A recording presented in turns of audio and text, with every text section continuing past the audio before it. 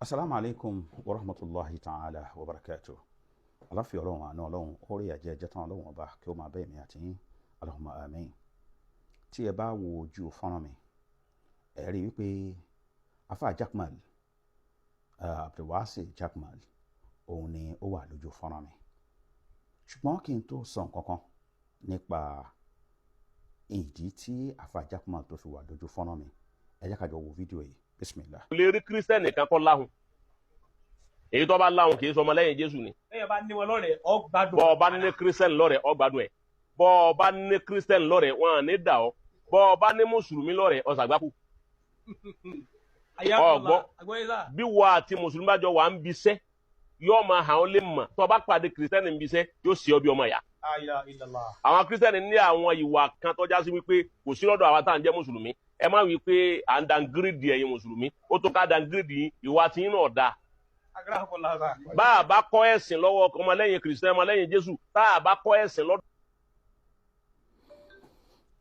náà gbogbo wa pátápátá láti gbọ́ nǹkan tí afa Jaqmal sọ. mo fẹ́ skul afa Jaqmal àti irú àwọn afa bẹ́ẹ̀ tó ṣe pé ọ̀rọ̀ afa Jaqmal ni wọ́n ń lò. Mi ò máa yín o èèyàn ọmọ kéwòkè ẹ̀dá síta o kí ẹ máa wá sọ́ndà comment section kí ẹ máa sọ nǹkan tó bá wù yín ṣùgbọ́n ó dá mi lójú wípé wàlà akíbọ̀tò lè lè mọ̀ tẹ́kì yìí ṣe rí gbogbo nǹkan tá a bá jọ ń ṣe lásìkò yìí gbogbo apárápátá lájọ máa gbẹ̀san ẹ̀.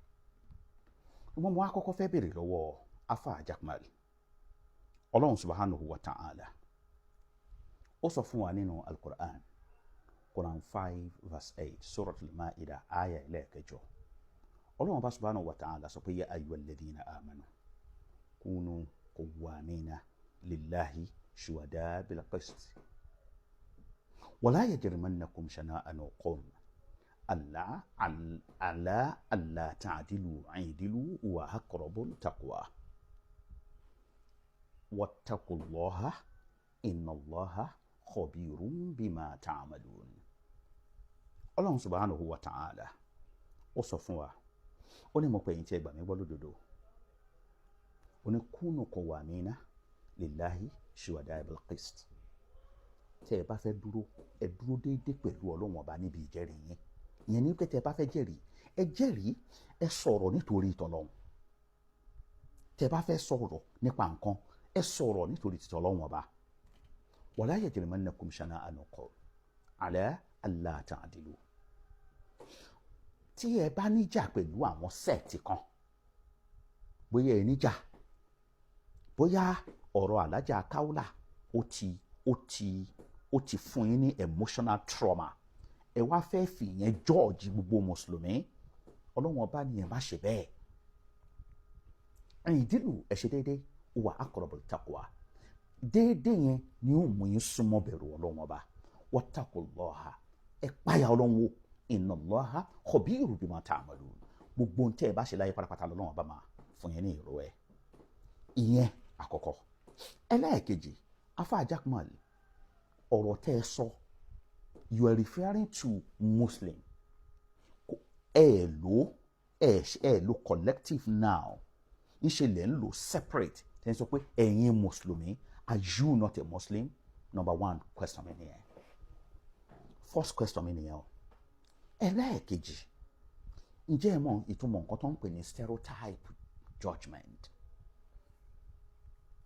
kéèyàn wà stereotype ìtumọ̀ ẹ̀ ni wípé kí èèyàn máa fi ìdájọ́ àwọn kan díẹ̀ àwọn kan tó ń ṣe nǹkan kankan àwọn díẹ̀ kan ká wá fi máa dájọ́ gbogbo èèyàn nǹkan tó ń pè ní stereotype nìyẹn nítorí pé ọ̀pọ̀lọpọ̀ èèyàn àfà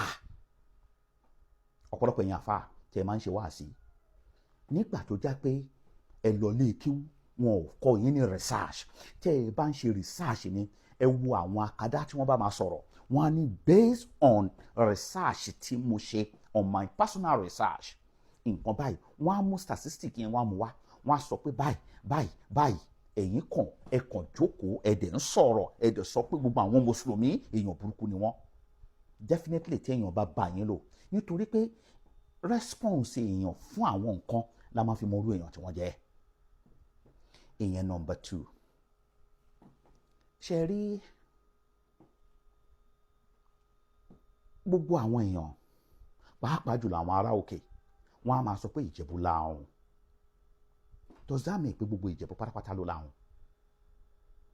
Ǹjẹ́ ẹ mọ historical background of Ìjẹ̀bú láhùn?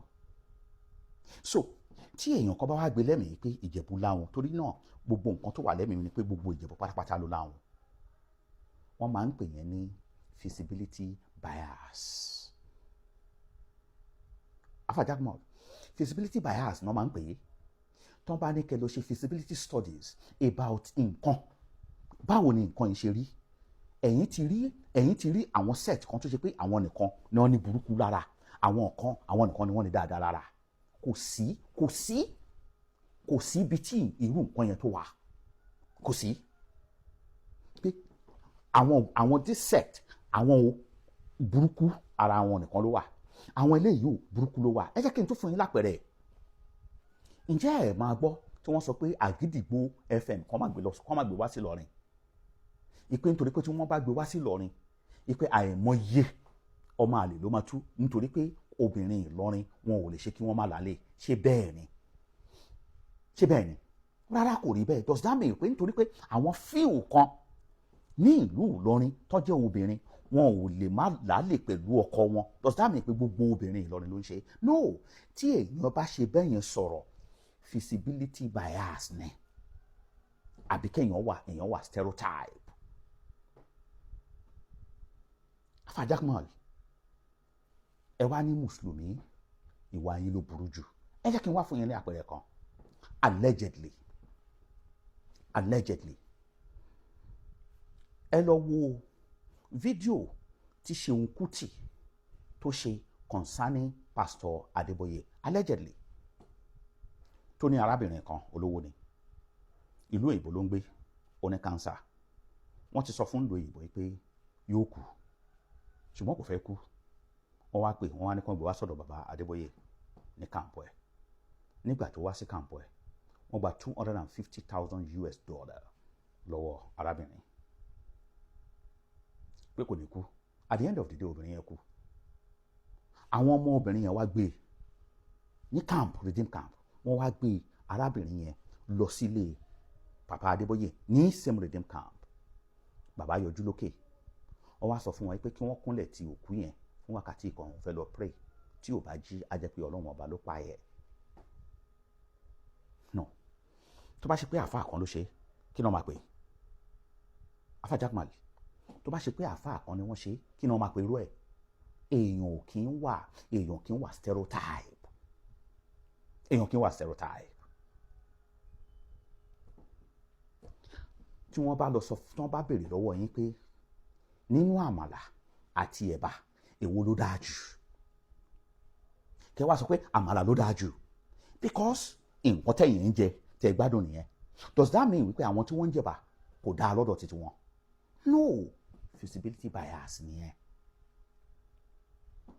Tẹ́ ẹ bá béèrè lọ́wọ́ àwọn businesswoman, tẹ́ ẹ bá béèrè lọ́wọ́ wọn pé lásìkò iléyá àwọn ẹ̀yin tẹ́ ń tẹran, àwọn wo ló máa ń ra ẹran jù? Iléyá àti Christmas, báwo ni òwò ẹran ṣíṣe, báwo ló ṣe máa ń rí nínú méjèèjì? Báwo ni ọdún yẹn, báwo ni méjèèjì ṣe máa rí lọ́dọ̀ àwọn ní hòtẹ́ẹ̀lì, lọ́dọ̀ gbogbo wọn? Ẹ béèrè lọ́wọ́ wọn, wọ́n á sọ fún yín pé mùsùlùmí máa ń náwó ju kìrìsìtẹ́nì lọ nínú ọdún wọn. Does that mean wípé àwọn kìrìsìtẹ́nì yà wọn ni? Does that mean pé no, ẹ lọ kọ́ ẹ̀kọ́ mọ́ ẹ̀kọ́. Ṣe rí, ọ̀tọ̀ ni ẹ̀kọ́ mo kéwú, ọ̀tọ̀ ni ẹ̀kọ́ presentation, ọ̀tọ̀ ni method tá a fi ń gbé nǹkan kalẹ̀. Tá a bá ní akọ̀mọ́ máa ṣí àwọn èèyàn lọ́nà ni. Ẹ máa attack àwọn èèyàn kan. You are a Muslim and you are attacking Muslim. Definitely tí èèyàn bá yín lò kò lè rí nǹkan dáadáa lára yín. Ọlọ́run ọba kó ṣàánú gbogbo wa. Subhana rabbika rabbil izzati amma yasifun. Wassalamu ala mursalin, alhamdulillahi rabbil alamin.